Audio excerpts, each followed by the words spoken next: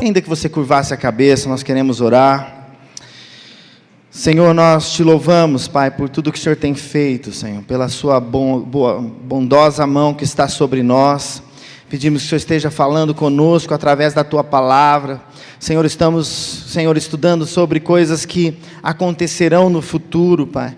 Mas, Deus, nós queremos ser essa igreja que se prepara, Pai, para a volta do noivo, para a volta de Cristo. Nós queremos ser esses, Senhor, que têm buscado a Ti de forma íntima, Senhor, Pai, de forma contínua, de forma, Senhor, intencional, Senhor, porque nós queremos ser essa igreja que é apaixonada por Jesus, Pai. Deus, que deseja realmente ver os seus olhos, que deseja ser tocada pelas suas mãos, que deseja ser dirigida pela sua palavra, pela sua voz, Pai. Deus, e nós queremos nos colocar diante de Ti, que cada texto que vamos ler nesta noite, possa falar aos nossos corações, possa gerar em nós um desejo, Senhor, Deus, da Tua vinda, da Tua volta, Pai, em nome de Jesus, amém. Amém, queridos. Estamos nesse mês, na série, que Jesus vem em breve. O nosso tema do ano é que Jesus está à porta, Nós temos falado no começo desse ano sobre a comunhão, que nós temos que abrir a porta do nosso coração, da nossa mente, para que Jesus entre, e reine, e possamos ter comunhão com Ele, possamos viver uma vida de intimidade com Ele. Então nós começamos o ano falando sobre isso. Depois falamos no último mês sobre que Jesus tem uma porta de oportunidade. Tivemos várias respostas, Portas nas áreas financeiras, muitas delas foram abertas. Porta na área familiar, cremos que o Senhor está movendo. Já ouvimos alguns relatos de reconciliações que houveram, de relacionamentos que estavam quebrados, mas o Senhor pôs a mão e tocou. E também nós cremos que Deus também está usando e levantando pessoas. Nós ontem tivemos um momento aqui, irmãos trabalhando, servindo no corpo de Cristo, e cada vez nós ficamos mais felizes, por ver irmãos usando os seus dons, os seus talentos, porque também queremos que portas de ministério estão sendo abertas, amém, queridos? E nesse mês nós estamos falando sobre que Jesus está à porta desse mundo, Ele está às portas, De todas as gerações anteriores esperaram a volta de Cristo, desde a primeira geração de cristãos, eles já tinham a expectativa da volta de Cristo, porque é aquela expectativa da noiva para com o noivo, do encontro, então isso é algo que o Senhor quer trabalhar conosco, e nós estamos vivendo um tempo, já passou tantos anos, tantos 2 milênios, já passaram, ou seja, para Deus como que 2 dias já passaram, por isso que é breve, por isso que Ele vem em breve, e nós cremos que estamos vivendo aí as últimas horas também, até a sua volta, muitos sinais nesse mundo estão acontecendo, mas o mais importante, não é se é para a nossa geração, ou para a geração vindoura, ou para algumas gerações para frente, a volta de Cristo. O mais importante é nós estarmos com os nossos corações preparados, e desejando a sua volta, e trabalhando pela sua volta, amém, queridos? Isso é algo que o Senhor espera de nós, e nós queremos continuar com esse assunto. Semana passada, pastor Paulo também ministrou sobre a necessidade de termos o azeite, a presença do Espírito Santo a cada dia nas nossas vidas, e nós queremos continuar falando sobre esses assuntos, e nada melhor do que ler a palavra, ver os textos, ver a Escritura, que ela é palavra, ela é viva para nos ensinar e para nos instruir em todas as coisas, amém?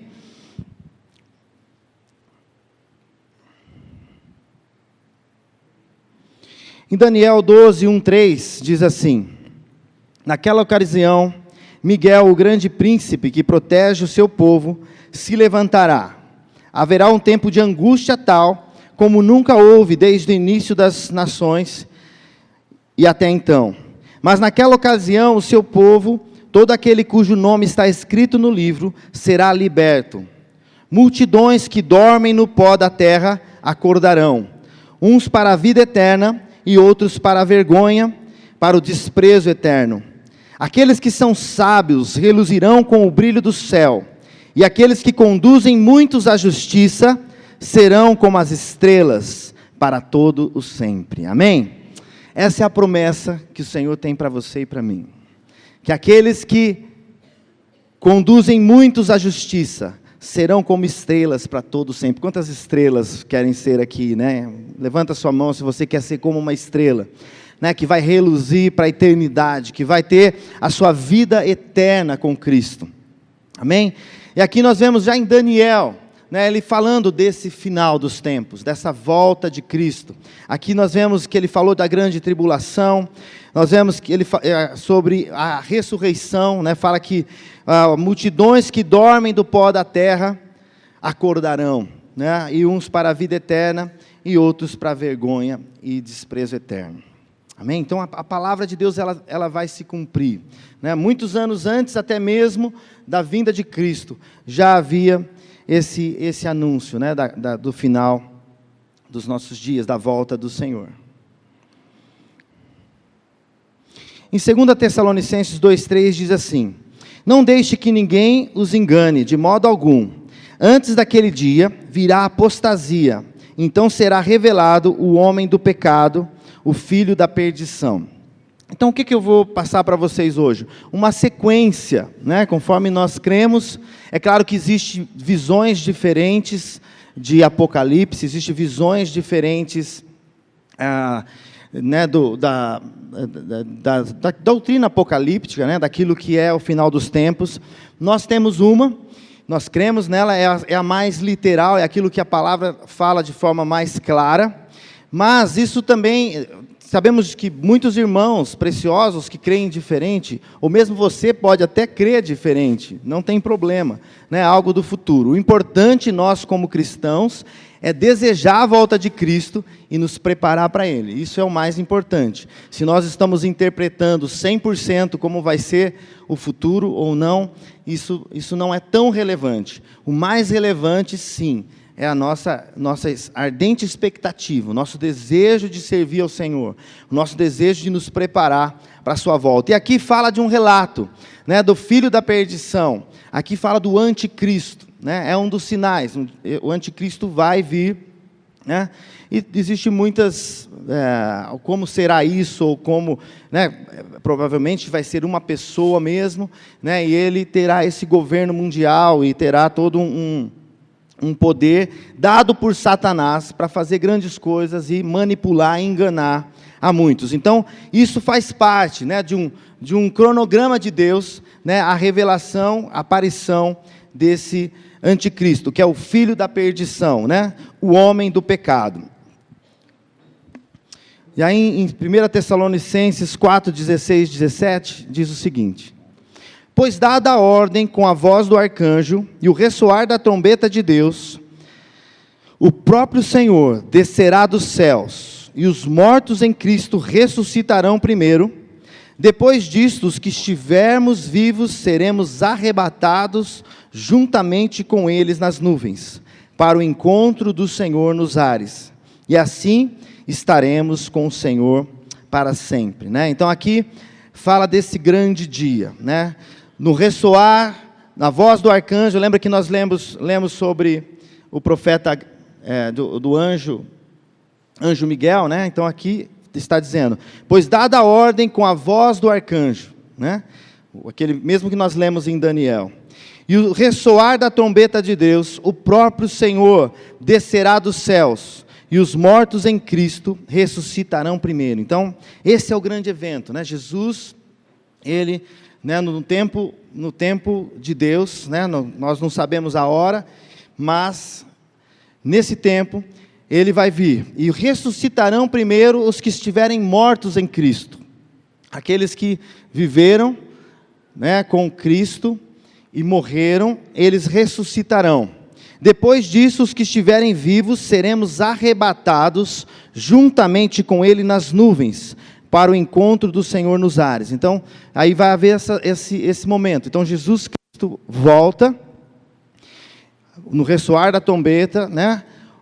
Ele desce aos céus, como diz a palavra, né? Que ele virá como sobre as nuvens Da mesma forma que ele subiu aos céus quando ele ressuscitou, né, e ficou aqui por alguns dias, daí depois ele subiu aos céus, dessa mesma forma, né, como todos verão, todo olho verá, né, toda língua confessará, todo joelho se dobrará diante da aparição, né, do Apocalipse, né, que isso é revelação. Jesus ele vai se revelar, né? Apocalipse significa isso, revelação.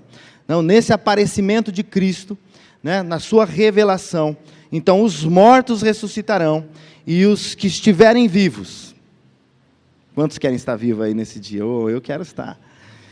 Vão ser arrebatados, né? Vão ser levados ao ar, como diz a palavra aí. Encontrarão juntamente com ele nas nuvens. Terão seus corpos transformados no mesmo corpo que Jesus, quando esteve aqui na terra, né, e ressuscitou, tinha aquele corpo glorificado.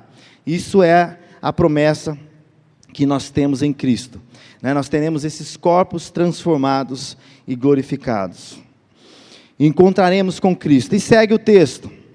Em 2 Tessalonicenses 2,8 diz assim: então será revelado o perverso, a quem o Senhor Jesus matará com o sopro de sua boca e destruirá pela manifestação da sua vinda. Então também, nesse momento da sua vinda, os mortos ressuscitarão, os que estiverem vivos em Cristo, eles serão arrebatados e terão seus corpos transformados, assim como os mortos também terão seus corpos transformados, e com o sopro da boca de Jesus, né, ele vai destruir o anticristo, né? Aqui fala, ele vai matar, com o sopro de sua boca, ele vai destruir o perverso, né, aquele que era o anticristo. E aí ele põe o fim à grande tribulação. Então, assim, para que a gente tenha uma sequência dos fatos, só para vocês entenderem, então a sequência seria isso, né, o anticristo se revela, aparece no mundo, inicia-se a grande tribulação. No final da grande tribulação, numa hora que ninguém sabe, né, Jesus vem ao mundo. Então os mortos em Cristo ressuscitam, os vivos em Cristo serão arrebatados. Cristo mata a besta, o anticristo, com o sopro de sua boca, e viveremos com Cristo para sempre. Claro que o Apocalipse tem mais história aí, mês que vem tem mais, gente, mas vamos parar por aí. Então, esse é a sequência que nós cremos, tá bom? Existem algumas visões diferentes. Por exemplo, existe uma visão, essa é uma visão pós-tribulação. Ou seja, a gente crê que, mediante aos escritos bíblicos, de forma mais literal, nós cremos nisso, que Jesus vai vir no final da grande tribulação, né? Resgatando a sua igreja, né? Porque tem até aquelas passagens que falam daqueles que foram lavados pelo sangue do Cordeiro, que enfrentaram a grande tribulação, ou seja, essa última geração. Tem várias passagens, né? O mesmo, sempre ele fala, e depois disso, né? Depois disso. Então, para a gente é mais claro isso. Mas existe uma visão, que até eu preferia que fosse, né? Que é a pré-tribulacionista. A igreja sairia, a vinda de Cristo é antes da grande tribulação. Essa é uma outra visão que existe. Existe uma visão que aí, então a igreja, são dois eventos. Aí a igreja é arrebatada,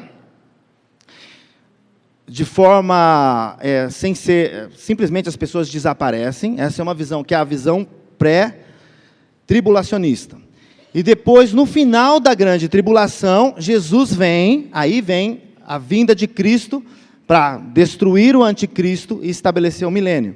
Então essa é a visão pré-tribulacionista, que muita gente boa crê, estuda, acha lá os pontos, mas a mais literal, a que mais a gente, assim, eu tenho dificuldade de acreditar na outra, porque é muito claro na Bíblia as coisas que acontecem. Mas, se você for estudar a pré-tribulacionista, você vai encontrar também coerência ali. Então, assim, a gente não deve, de forma alguma, discutir isso, ou seja, brigar por causa disso. Pode até conversar sobre isso, ou achar que o irmão está pregando uma heresia porque ele crê diferente de como vai ser o final do mundo. Não, heresia é se Cristo deixou de ser Senhor, né? Heresia é falar que Jesus não é Deus, isso sim é heresia, mas até uma diferença doutrinária a respeito do final dos tempos, isso não tem problema. Existe uma outra terceira visão, que crê que a igreja vai ser arrebatada no meio da tribulação. Então vai passar uns anos, e no meio da tribulação, a igreja é arrebatada, também da mesma forma que a pré-tribulacionista, ou seja, só a igreja que sai, ainda não há manifestação da volta de Cristo, né, ele revelado para todos, e daí no final, isso todos concordam, né, que no final da grande tribulação, daí Cristo vem para estabelecer seu reino, né, e aí com o sopro da sua boca, ele destrói o anticristo. Então, essa é a que nós cremos, ok, pessoal? Tranquilo? E isso é o que nós esperamos. É claro que, lembra da época de Cristo, né, quando Jesus veio a primeira vez. Muitos achavam que Jesus ia vir para estabelecer um reino natural, né, e foi algo diferente, né? Então a gente tem um vislumbre, é como se a gente estivesse vendo partes, né, de um mosaico, né, partes, a gente vê como, né, partes de uma realidade. Hoje a gente não consegue ainda ver toda a realidade, nós não sabemos como vai acontecer todos os eventos. Aquilo que é importante, nós sabemos, né, que é viver hoje com Cristo, né, porque nós não sabemos o nosso dia, nós não sabemos nem o nosso fim. Então, para que a gente possa estar sempre diante do Senhor, isso sim é importante, o caminhar com Deus, né, e buscar. Então isso é importante você saber, é importante nós cremos na palavra, é importante a gente ter essa expectativa da sua volta, mas não é crucial, se a igreja vai voltar antes, se a igreja vai ser arrebatada, a igreja não vai voltar, se a igreja vai ser arrebatada antes, ou no meio, ou depois, né, da vinda de Cristo. O fato é que Ele virá, amém? Também a gente muitas vezes tem uma ideia da grande tribulação, ou uma ideia do anticristo, mas de repente vai ser diferente, nós não sabemos, né? Então a gente tem que crer, né, estar com os nossos corações atentos, e é isso que nós vamos estar também falando nesse dia. Então o que devemos fazer hoje? Só um minuto.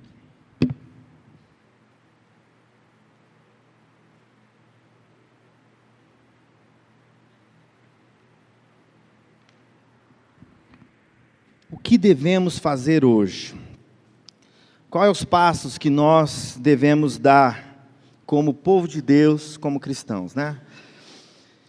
Talvez você tenha entrado aqui na igreja hoje e você ainda não teve um encontro com Cristo, né? Nós estamos falando sobre a volta dele, mas saiba que você pode encontrá-lo hoje, né? Ele pode entrar no seu coração pela fé, a presença do Espírito Santo pode habitar a sua vida, né, se você hoje abrir o seu coração e se entregar para Ele. Em Apocalipse 22:17 diz assim: o Espírito e a noite dizem vem, e todo aquele que ouvir diga vem. Quem tiver sede, venha, e quem quiser, beba de graça da água da vida. Sabe, queridos, nós estamos vivendo essa estação, nós estamos vivendo a nova aliança, onde Jesus está acessível, a água da vida está acessível. Ele é a água da vida. Jesus tem a água que pode matar a sede das pessoas que estão do seu lado. Jesus tem a água que pode matar a sua sede. E ela é de graça, né? Não é pelo seu esforço, é pela fé em Cristo. Ele fez todo o esforço. Ele fez todo o trabalho, Ele se colocou na cruz do Calvário, para que você e eu pudéssemos receber, né, dessa água viva, que produz uma fonte para a vida eterna, amém, queridos? Há uma fonte, quando você toma dessa água, né, que é Jesus Cristo, Ele produz dentro de você uma fonte de vida eterna, amém? Quantos percebem isso? Levanta sua mão, se você tem sentido esse Jesus, se você tem bebido dessa água verdadeira, que mata a sede. Fica com a tua mão levantada. E agradece o Senhor nessa hora. Com suas palavras, agradece. Senhor, agradece por Ele ter te alcançado. Pela graça dEle ter te alcançado. Pelo amor dEle ter te alcançado. Agradece. E se você ainda não recebeu, pede para Ele. Para que você prove dessa água viva, que mata a sede. Ela está gratuitamente acessível para você. Amém, amém, amém, queridos. Então nós temos que beber dessa água da vida, que é Jesus. Em Apocalipse 22, 14 e 15, diz assim: felizes os que lavam as suas vestes, para que tenham direito à árvore da vida, e possam entrar na cidade pelas portas. Fora ficam os cães, os que praticam feitiçaria, os que cometem imoralidades sexuais, os assassinos, os idólatras, e todos os que amam e praticam a mentira. Aqui está falando dessa nova Jerusalém, dessa nova nação, que um dia entraremos pelas portas. Mas aqui fala sobre lavar as vestes. Né? Vestes fala de atitude, fala de hábitos, fala da nossa vida. Né? E Jesus, Ele oferece o seu sangue para que a gente possa lavar as nossas vestes, para que a gente possa ter uma mudança de vida. Essa mudança de vida acontece pela obra de Jesus também na cruz. Você e eu precisamos crer nesta obra. Você e eu precisamos crer no nosso coração, na nossa mente. Precisamos confessar nos nossos lábios que Jesus é o nosso Senhor, que Jesus é o nosso Salvador, que esse sangue é poderoso para purificar as nossas vidas. Sabe, Ele tem perdão para você. Ele quer trocar as suas vestes. Ele quer mudar os seus hábitos. Sabe, cada um aqui está numa fase. Mas se hoje o Senhor tem falado para você trocar esta veste que está suja, saiba que Ele tem misericórdia, Ele tem perdão, e Ele tem poder para tocar na sua vida, né? Para mudar coisas na sua vida, que de repente são como vestes sujas. Né? Aqui fala que Ele vai lavar as nossas vestes. Felizes são esses que têm suas vestes lavadas pelo sangue de Jesus, viu? Felizes. Então se considera feliz, porque Jesus, Ele te alcança com o perdão dEle, com a bondade dEle. E Ele não quer só te perdoar, Ele é poderoso para te transformar, para te purificar, amém? Então nós devemos lavar as nossas vestes, para que um dia possamos ter o direito da árvore da vida, que significa a vida eterna, né? Essa árvore da vida estava lá atrás, no Éden, e quando Adão e Eva pecou, foi proibido, não foi tirado o acesso, porque senão eles poderiam comer dessa árvore e viver a eternidade, mas em pecado. Né? Mas agora ela é oferecida para nós, não porque merecemos, mas por causa do precioso sangue de Jesus, querido. Precioso sangue de Jesus, que nos purifica e que muda as nossas vidas, amém?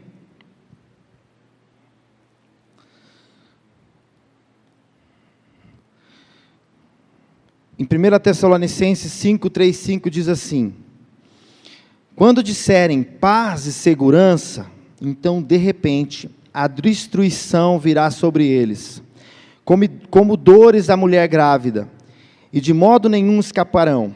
Mas vocês, irmãos, não estão nas trevas, para que esse dia os surpreenda como ladrão. Vocês todos são filhos da luz, filhos do dia. Não somos da noite, nem das trevas, amém? Então nós estamos na presença do Senhor, então nós estamos na luz. Esse grande dia não nos vai pegar de surpresa, porque de manhã você já falou com Ele, não é mesmo? Na hora do almoço você agradeceu, Ele te ajudou no seu trabalho, a presença dEle já está dentro de você. Ele já é luz para os seus caminhos, Ele já está a cada dia, né, tirando você das trevas, te tirou das trevas, e te trouxe para a maravilhosa luz. Então você é um filho da luz. Amém? Então esse dia, por mais que até vai pegar muitos de surpresa, né? Porque aqui diz que o mundo vai achar paz e segurança. Então de repente virá o fim. Virá os dias do fim. Mas aqueles que estão com Cristo, aqueles que são filhos da luz, não vão estar desapercebidos, né? Eles vão estar ali, com a ardente expectativa da sua volta. Quantos filhos da luz nós temos aqui hoje? Amém. Você é filho da luz, né? Filho da presença do Senhor. Então, como você é filho da luz, o seu caminhar não vai estar nas trevas, né? Ele vai estar na luz, ele vai estar no brilho do Senhor, na glória do Senhor sobre a sua vida. E não será uma surpresa, no sentido que você, não estou preparado. Não, eu estou na luz, estou na presença do Senhor. Então eu também serei ou arrebatado, ou se eu morrer, eu vou também voltar para Ele, vou ser levado e ressurreto na presença de Jesus. Amém? Mas nós devemos ser filhos da luz e não das trevas. Talvez tenha trevas na sua vida. Jesus quer colocar luz. Amém, queridos? A misericórdia, ainda há tempo. Ainda há tempo. Nós estamos na dispensação da graça. Há tempo, há um trono de graça disponível para aqueles que se arrependem, para aqueles que se prostram diante do Senhor, para aqueles que querem sair das trevas e entrar na maravilhosa luz que só Jesus tem. E Ele quer tocar na sua vida nessa noite, amém?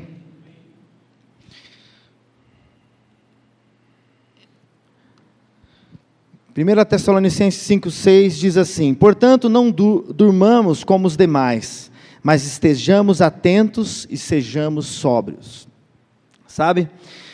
Quando você e eu recebemos a Cristo, nosso espírito é ativado, né? Nosso espírito é vivificado. Nós passamos a ter uma vida com Deus. Mas nós podemos deixar ao longo do tempo, deixar as situações, deixar de buscá-lo, deixar situações onde pode nos adormecer espiritualmente. E nós temos que tomar cuidado com isso, amém, queridos? Para que a gente não durma, para que a gente não esteja desatento, mas que nós estejamos sóbrios. Sobriedade fala também de perfeito juízo. Nós sabemos que nesse mundo muitas coisas tentam nos embriagar. Não só literalmente a bebida, né? Mas muitas outras coisas. Muitas coisas desse mundo podem te embriagar. Mas para que você e eu, aqui o Senhor nos dá um alerta, para que a gente não se embriague por nada deste mundo. Que a gente não fique adormecido, que a gente não fique desatento para esse dia. Mas o Senhor quer que estejamos atentos, né? Que estejamos sóbrios, que estejamos em perfeito juízo, né? Para a volta do Senhor, para vivermos a nossa vida com Ele, para estarmos em comunhão com Ele todo o tempo. Então isso é algo que nós devemos buscar, né? De estarmos atentos, de estarmos acordados, não deixarmos que situações nos embriaguem, que situações que são contrárias à palavra de Deus nos distorçam a nossa visão.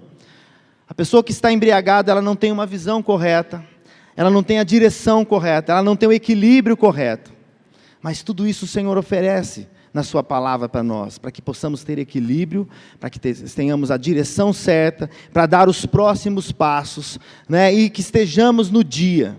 Como falamos, nós somos filhos da luz. Nós estamos vivendo no dia, nós não vivemos nas trevas, né? Porque a palavra de Deus diz que aquele que se embriaga na noite, né? Aquele que dorme na noite, né? No sentido espiritual da coisa, né? Nas trevas há embriaguez, né? Nas trevas há sono espiritual, né? O sono que você não está vivificado, você não está atento, você não está vigilante. O Senhor quer te livrar disso, amém, queridos? E nós devemos ser esse povo que está vivendo no dia e não na noite, em nome de Jesus. Uma outra passagem que fala sobre isso está em 1 Tessalonicenses 5,8. Nós, porém, que somos do dia, sejamos sóbrios. E aqui ele dá a dica: vestindo a couraça da fé e do amor, e o capacete da esperança da salvação. A couraça é como se você vestisse a couraça da fé e do amor, se revestisse do andar em fé. Sabe, na vida cristã, é uma vida de fé. Nós levantamos de manhã e temos que crer naquilo que o Senhor faz, naquilo que o Senhor pode mover nas nossas vidas, né? Nós temos que crer que há nossa luta não é contra carne nem sangue, como diz a palavra, mas contra potestades e principados, né? Na qual nós precisamos nos revestir com fé e com amor, né? O Senhor tem derramado aos nossos corações, pela sua graça, o seu amor, né? Nós podemos nos revestir do amor e da fé, que são fundamentos da vida cristã, e o capacete da esperança da salvação, né? A nossa mente precisa ser revestida com a palavra. Nós precisamos, muitas vezes aqui, é na mente que acontece a luta, e é lá que você tem que pôr o capacete, porque ali é vital. Se você e eu deixamos mentiras, né, entrar na nossa mente, se você e eu deixamos enganos do inimigo, ou situações desse mundo, coisas que são contrárias à palavra de Deus, a nossa mente ela precisa ser guardada com o capacete da esperança da salvação. O que é isso? Eu sou de Jesus, eu pertenço a Cristo, eu fui lavado pelo sangue do Cordeiro. Então essas são as verdades fundamentais que nós temos que declarar para a nossa mente, para o nosso coração todos os dias. Muitas vezes o inimigo quer mentir para você, né? Muitas vezes ele quer colocar que você não é salvo, que não há esperança para você, mas a gente deve revestir, né, a nossa mente com a salvação, com a esperança da salvação. Isso vai nos manter acordados, atentos e sóbrios. Amém, queridos?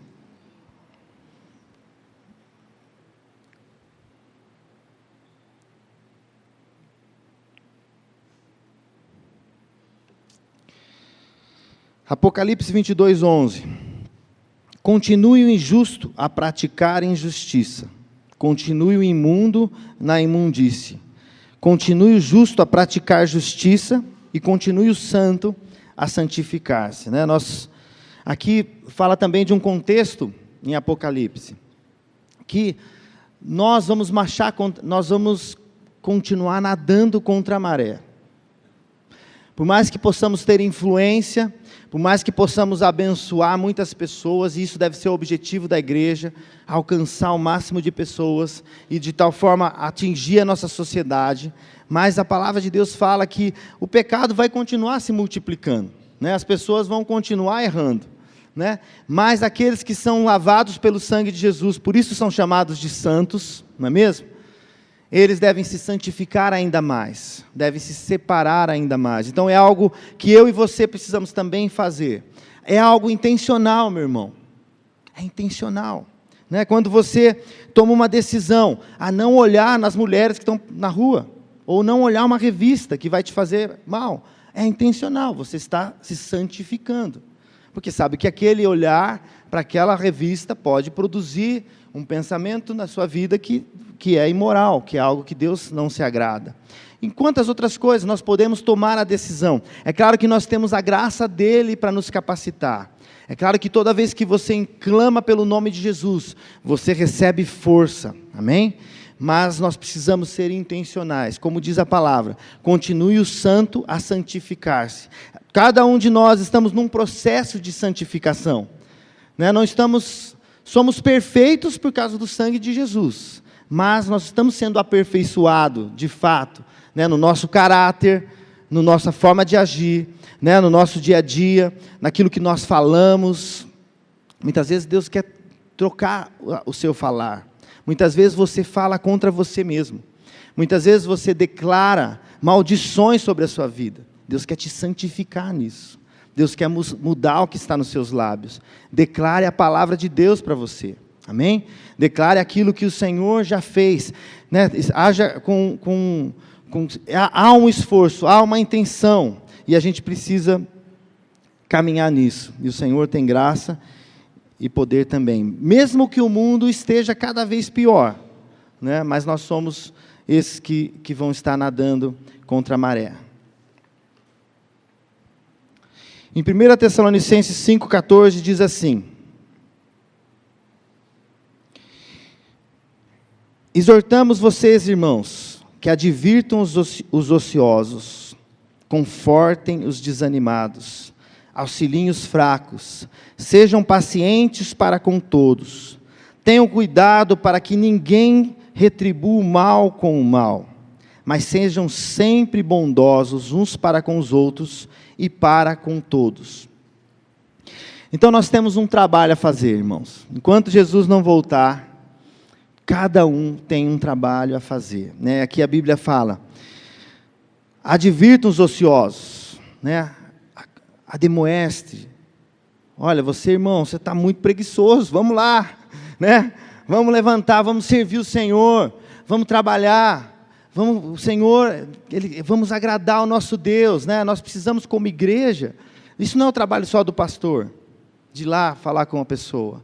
Não, é da igreja, é do povo de Deus, né? De poder animar, sempre com amor, sempre com respeito, né? Sempre com o coração em Deus. E aqui diz: conforte os desanimados. Conforte os desanimados. Mas nós somos o povo de Deus, nós temos pessoa desanimada aqui? Podemos ter, a Bíblia fala: confortem, ajudem, apoiem aqueles que estão desanimados. Isso é corpo de Cristo, né? Isso é nós, como igreja, funcionando e abençoando uns aos outros. Auxiliem os fracos, né? Quantos que estão fracos muitas vezes? E a gente precisa estar atento, meu irmão. Muitas vezes Ele está do seu lado, Ele dá alguns sinais, e eu e você precisamos nos mover com amor pelos nossos irmãos, amém? E o Senhor vai usar você, né, no trabalho do reino, no trabalho de abençoar, de fortificar, de estabelecer o reino de Deus, de edificar as pessoas em Jesus. Sejam pacientes para com todos, sabe, isso é o olhar que Jesus tem para cada um de nós. Jesus tem um olhar, né, diferente do nosso olhar. O nosso olhar é no ponto de vista humano, que julga, que traça, isso, ele fez isso, é isso que ele vai viver. Essa pessoa, não, Jesus, ele consegue ver além. E nós precisamos ser esses que são pacientes para com todos, no sentido de que continuo crendo de que Deus pode fazer uma obra, que aquele irmão, por mais que ele esteja nessa fase ainda meio fraco, meio cambaleando, ou que aquela ovelhinha manca, né? Você vai lá na ovelhinha e vai derramar óleo sobre a cabeça dela, orando por ela. Você vai acertar aquela perninha que está quebrada lá, vai pôr alguma coisa. Isso é trabalho do pastor, sim, mas é da igreja, do corpo de Cristo, de nós nos movermos pelos nossos irmãos e fortalecermos, para que ninguém fique para trás, para que ninguém, na volta do Senhor, fique para trás, amém, queridos? Mas nós, como corpo de Cristo, olha quantos olhos tem aqui. Nossa, se a gente multiplicar a quantidade de olhos que tem aqui, tem muitos, né? O meu são 2, pastor Paulo 2, né? Mas os de vocês são muitos, que podem estar vendo as necessidades das pessoas, e saiba que você tem algo para dar, você tem algo para abençoar, e quando você e eu nos movemos dessa forma, nós começamos a ser coparticipantes, e há uma alegria, há um gozo, há um fluir, né, quando nós nos movemos para abençoar o corpo de Cristo. E aqui fala, uns para com os outros e para com todos. E as pessoas lá fora também estão precisando. Você tem um amor, uma paz que só você provou. Quer dizer, você provou porque Jesus te deu. E essa pessoa lá fora está precisando também. E você tem nas suas mãos algo para dar. Há uma palavra de Deus no seu coração que você pode ministrar para outros, né? E aqui fala, sempre bondosos uns para com outros. A maior bondade, o maior ato de bondade que você pode dar é apresentar Cristo para as pessoas. Claro, você deve ser bom, dar um bom testemunho, trabalhar corretamente, né, pagar suas contas corretamente, né, procurar ser correto no seu trabalho, com a sua família, para que os vizinhos vejam isso, para que as pessoas possam ver que existe mudança na tua vida, que você serve a Jesus. Mas você também pode levar a maior bondade, a bondade em pessoa, que é Jesus Cristo. Amém? E isso é transformador e muda o coração das pessoas. Então nós temos que trabalhar para o reino. E essa deve ser nossa atitude. Aqui fala uma lista de coisas que nós devemos viver. A primeira é: alegrem-se sempre. Não fala de vez em quando se alegre, não. Alegrem-se sempre. 1 Tessalonicenses 5,16. E sabe qual é o contexto dessa igreja? É uma igreja que era perseguida. De vez em quando, alguns irmãos morriam, porque serviam a Cristo. Mas qual que é a ordem? Alegrem-se sempre. Esses dias eu estava lendo Atos, eu não consigo entender. Eu não sei se você também, estou pedindo ainda uma revelação do Senhor para eu entender. Que os apóstolos, depois de serem pegos lá pelos, acho que eram os judeus, os romanos ali, colocaram eles na prisão, e eles foram açoitados. Foram açoitados, testemunharam lá diante dos governadores, os apóstolos, E a palavra de Deus diz assim: e eles estavam alegres por terem se encontrado dignos para sofrerem por causa do Senhor. Gente, você consegue entender esse sentimento? Eles estavam alegres, Por isso que quando diz alegrem-se sempre, sabe, talvez seu emprego não chegou, sua porta ainda não abriu, irmãos, é tão pequeno o seu leve e momentâneo tribulação, perto da revelação de Cristo na sua vida, perto do amor dele, perto do perdão que você recebeu. Qualquer tribulação ou luta, se nós estivermos nele, nós vamos receber também uma fonte de alegria. Amém? Que Cristo tem para todos. E esse é o contexto dessa igreja. Eles se alegravam sempre. Aqui fala: orem continuamente. Essa deve ser a nossa vida de oração, na presença do Senhor. Deem graça em todas as circunstâncias, pois esta é a vontade de Deus para vocês em Cristo Jesus. Isso é gratidão. Sabe, gratidão abre portas. Gratidão abre portas. Ingratidão fecha portas.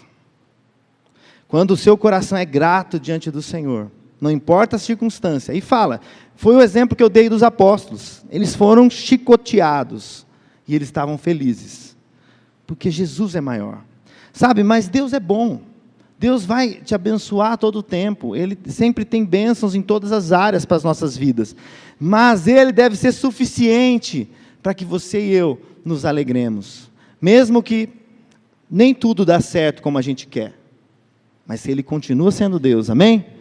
Ele continua sendo Deus se tudo der certo ou se tudo der errado, Ele continua merecendo louvor e adoração, mas nós precisamos ser gratos, pelas pequenas coisas que recebemos, ou pelas grandes coisas, e verbalizarmos isso, não murmurarmos, mas agradecermos ao Senhor, isso abre portas também, amém? Isso fala aqui, olha, pois esta é a vontade de Deus para vocês em Cristo Jesus, é como se você, quando é grato, quando você tem gratidão nos seus lábios, gratidão no seu coração, é como se você é colocado no centro da vontade dEle, porque você confia que você está na mão dEle, mesmo que venha tribulações, mesmo que venha situações difíceis, Senhor, eu te louvo, eu te engrandeço, eu sou grato, nos meus lábios eu não vou murmurar, eu vou crer sim, eu vou declarar palavras de vitória, eu vou confiar no seu braço, eu vou continuar clamando a Ti, porque eu vou orar continuamente, não é mesmo? Eu vou me alegrar em qualquer circunstância, e eu vou andar em vitória na presença do Senhor, amém? Mas aprenda a gratidão, tenha ação de graça nos seus lábios, e você vai ser livre de muitas maldições, porque quando você murmura e reclama, você abre portas para o inimigo, dá legalidade para o inimigo, porque quando a gente reclama, e murmura, é como uma fé negativa. É como uma fé contrária, que você abre portas para o inimigo comprar. Eu sou, sabe quando a pessoa, eu sou isso mesmo, nunca vai dar certo. Você está dando legalidade com a sua boca, da mesma forma que quando você confessa a Cristo, você é salvo. Não é mesmo? Olha que legalidade, que algo maravilhoso acontece porque você abriu a sua boca e confessou a Cristo. E quando você confessa o contrário também, murmurando, ou você traz maldição e abre brechas para o diabo agir na sua vida e trazer morte, amém? Então que você enche os seus lábios com ações de graça. E aqui fala, não apaguem o espírito, não entristeça o espírito, outra passagem diz, né? Não, apagar o espírito tem aquela ideia de que você tem uma chama, não é mesmo? Você é uma chama, e se você se junta com muitas outras chamas, o que acontece? Existe o quê? Uma fogueira, não é mesmo? Então o fogo ele cresce ainda mais, e se a gente tem essa chama, mas a gente se distancia, né? Ou a gente deixa de pôr combustível nela. Semana passada falamos, o pastor Paulo falou do azeite, do óleo, né? Essa chama pode se apagar, né? E nós não podemos deixar que o Espírito se apague nas nossas vidas. Nós temos que ser intencionais nisso também. Precisamos estar no meio do fogo, amém? Para que a nossa chama cresça mais, para que a nossa fé seja mais fortificada, e assim a gente sirva o Senhor com mais alegria ainda. Não trate com desprezo as profecias. Deus tem palavra profética para cada um de nós, em cada área. A palavra dele é uma profecia para nós. E que quando a gente olha para a palavra e fala, para mim não acontece, você está tratando a palavra com desprezo. Mas quando você olha para a palavra e diz assim, eu creio nela, você não trata a palavra com desprezo, e você colhe os frutos da palavra, amém? Porque ela é poderosa para não voltar vazia. A palavra de Deus que sai da boca dele é poderosa, ela vai e cumpre o seu objetivo. Mas se eu e você olhamos para a palavra dele e desprezamos ela, ou falamos algo contrário à palavra, né, isso não nos abençoa, né? Nós deixamos de praticar e viver. Aqui fala também de profecias, né? Mas a palavra de Deus já é uma profecia para as nossas vidas. Mas põe à prova todas as coisas e fiquem com o que é bom, no sentido de filtrarmos todas as coisas, de sempre pegarmos o que é bom. Sempre existe algo bom, né? Muitas vezes tem aquele ditado, você pega o limão e faz uma limonada do limão. O limão sozinho pode não ser tão bom, mas com uma aguinha, com um pouco de açúcar, ele fica uma delícia, não é mesmo? Então a gente tem que reter o que é bom e desprezar aquilo que não é bom. Afastem-se de toda forma de mal. A Bíblia nos aconselha de afastarmos daquilo que é mal, né? Então, você não deve viver em cima aqui do muro. Eu vou aqui bem na pontinha. O pastor Rony assustava a gente, você lembra? Vocês se assustavam também com o pastor Rony? Quando ele chegava assim na pontinha aqui. Então, você não deve ficar na pontinha, ali, em cima do muro, né? Nosso lugar é se afastar do mal. O mal tem que ficar longe. Eu não vou brincar com o mal, porque eu posso ser tomado por ele, né? Então a Bíblia aqui nos aconselha. E por final, Hebreus 10, 25, diz assim, não deixemos de reunir-nos como igreja, segundo o costume de alguns, mas encorajemo-nos uns aos outros, ainda mais que vocês veem que se aproximam o dia. Amém? Esse texto foi escrito há mais de 2000 anos, e já era válido para aquela época, quanto mais hoje, não é mesmo? Então aqui a Bíblia nos aconselha, de nós não sermos uma brasa sozinho, mas sermos uma brasa que vai se unir com as outras, e vai ter uma grande fogueira, né? E nos encorajarmos uns aos outros. Aqui fala, não deixe de reunir-se como é o costume de algum. Então, a gente tem que estar, o compromisso de estar na casa do Senhor é para seu bem, meu irmão. Né? Como diz aqui, é algo que faz parte da nossa expectativa da volta de Cristo, é estarmos juntos como igreja. Né? Você tem a célula, você está lá junto na célula, você tem aqui o culto, reuniões que você pode estar participando. Dessa forma, você encoraja. Né? Você encoraja porque você veio. Aquele irmão viu você também. Isso é um encorajamento mútuo. Por quê? Porque você decidiu se reunir. E a gente precisa ter esse alvo. Né? Aqui fala, quanto mais vocês veem que se aproxima o dia, ali com letra maiúscula. Por quê? É o grande dia do Senhor, a volta de Cristo. Amém? E com certeza estamos mais perto desse dia. Por isso a gente deve se reunir. Por isso a gente deve estar junto. Por isso a gente deve fazer que essa chama não seja apenas uma brasinha pequena, mas que se torne uma grande fogueira, para que muitos sejam abençoados e também alcançados pelo Senhor. Amém? Terminando o último texto. Que o próprio Deus da paz os santifique inteiramente. Que todo espírito, alma e corpo de vocês sejam conservados irrepreensíveis na vinda do nosso Senhor Jesus Cristo. Amém? Aqui fala de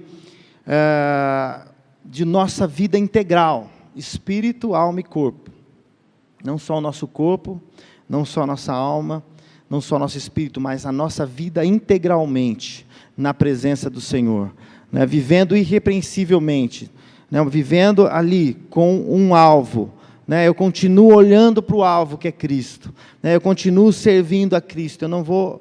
Né? Eu sei que eu não sou perfeito, eu tenho as minhas falhas ainda, mas eu continuo seguindo a Cristo. Eu estou num processo de santificação, eu estou num processo de transformação, porque eu continuo contemplando a Ele. E quando eu contemplo a Ele, eu vejo o que eu preciso mudar. Né? Quando eu olho na palavra, eu vejo Cristo, não é mesmo? E aí eu vejo algo que precisa ser transformado na minha vida. Né? E aí o meu espírito é transformado, a minha alma é transformada, meu corpo é transformado. Amém? Eu queria te desafiar, nós falamos no começo dessa série, e se Jesus voltasse no final do mês? Né, nós vimos hoje que o anticristo não veio, né, mas e se não fosse isso que a gente está imaginando, e se Jesus voltasse no final do mês? Né, o que a gente como nós estaríamos vivendo hoje? Né? E eu fiquei pensando nisso. Teve momentos essa semana, que eu fui mais simpático com a pessoa do caixa, né? Cumprimentei melhor, falei melhor, fiquei mais atento. Não sei se você fez isso. Né? Teve uma situação que eu estava no aniversário, eu fui lá conversar com uma pessoa que sabia que não era cristã, falei algumas coisas da igreja, tentei puxar uma conversa. Por quê? Porque pode ser uma oportunidade, pode ser a última oportunidade daquela pessoa, né, ou das pessoas que a gente tem contato. Então a gente precisa ter esse senso de urgência, né, esse desejo de que Jesus volte, mas a gente tem muita coisa para fazer, nós listamos muitas coisas, né, mas principalmente levar o amor de Jesus para as pessoas. E nós queremos te desafiar a estar nesse dia 27/9, já foi anunciado, né? Sexta-feira, às 20 horas, nós teremos um culto de despertamento para o evangelismo, né, com o pastor Michael e Débora. Eu queria que você jejuasse nessa semana, sabe? Dia 27, você tira um dia da semana, uma segunda ou terça, vai ser na sexta, qualquer um desses dias, e jejue. Fale, Senhor, usa a minha vida como nunca usou. Faz essa oração, eu te desafio a fazer essa oração. Você vai ver, você vai ser usado por Deus como nunca você foi usado. Porque Ele ouve as nossas orações, né? Ele quer mover nas nossas vidas. E aí você vem nesse dia, querendo ser cheio, querendo receber, né, como nós falamos, que essa fogueira enche, né, seja grande, né, seja algo que queime, né, que seja forte, que alcance a muitos, né, e que você possa estar nesse dia, que é um culto de despertamento. No dia 29/9, que que é um culto normal, mas nós queremos que você convide amigos, será um culto de evangelismo. Também eles vão estar conosco, pastor Michael e Débora. Convide pessoas para esse dia. Eu pedi também no começo do mês para que você fizesse uma lista. Vamos lá, vamos ver se você lembra. De amigos, para você convidar. De parentes, para você convidar. Pode convidar nos cultos, a gente tem recebido muitas visitas, né? De pessoas que você sabe que um dia andou com Cristo, mas agora estão longe. Liga para elas. De repente Deus vai incomodar, você vai olhar na tua agenda, lá no seu celular, nossa, essa pessoa nunca mais, não está em igreja alguma, não está servindo ao Senhor, simplesmente sumiu. E se você ligar para ela e convidar para esse dia 29? Amém? Eu creio que o Espírito Santo vai te incomodar, né? E vai colocar pessoas que você pode convidar para estar conosco no dia 29 e receberem a salvação. Amém? Porque vai que Jesus volta no dia seguinte. Aí você vai levar mais pessoas para Jesus. Isso vai agradar o coração de Deus. Amém?